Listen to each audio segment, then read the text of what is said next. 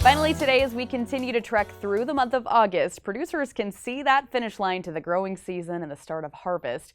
However, we're not quite there yet, and there are some plant health concerns that soybean producers should be paying close attention to. We recently caught up with Nebraska Extension plant pathologist Dylan Mangel ahead of this week's soybean management field days. We got his insights on soybean diseases that may be hindering some operations. Market Journal's Bill Dodd has more on this story.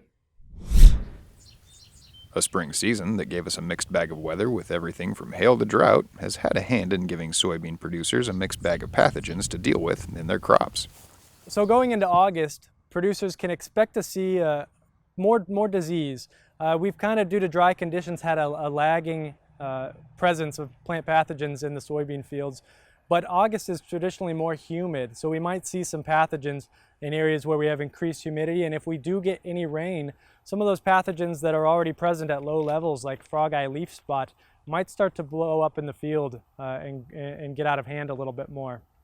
Some other pathogens you might see are sudden death syndrome and brown stem rot. Now, both of those are going to have bright foliar symptoms, so you'll see chlorosis or yellowing of the leaves starting at the top of the plant. And sometimes it can be hard to tell those apart.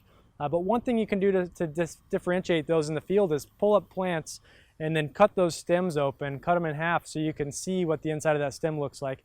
And sudden death syndrome plants, they're going to have, cleaner, more white centers in those stems, whereas brown stem rot, there will be a lot of rot in the center of those plants. And then the last thing producers might see in some parts of the states is white mold. So white mold traditionally has been a problem in more northern areas like Minnesota and the Dakotas, but over the last few years it's moved into the northern part of Nebraska, and it's caused producers a lot of trouble up there. But it's going to be hard to get rid of that once you have it, and you need to at that point consider management options like fungicides, and then changes in cultural practices like improving drainage or considering row spacing options in areas where you have problems. White mold is only able to infect the plant during a short window of susceptibility, and that's when flowering is happening. The fungus infects through those flowers. So if you can help make conditions worse for the pathogen during that time, one example would be altering irrigation conditions. Then you can help decrease the amount of disease that you're having in those fields.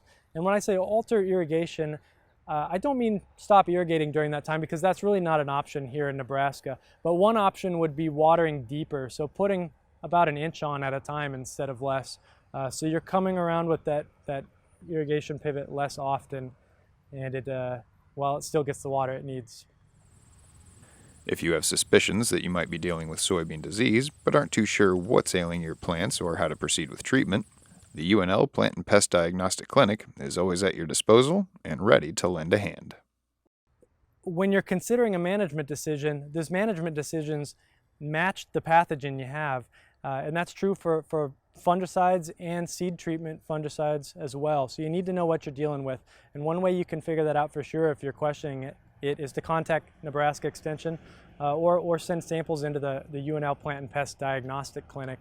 So after you've identified pathogens in the field and you know what you're dealing with, you can select an appropriate product to treat that if that's feasible for that pathogen.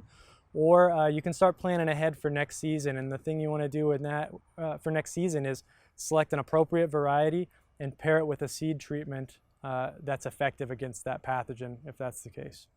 Contact us if you have any questions, first of all, but send samples into the lab, send entire plants if you can do it.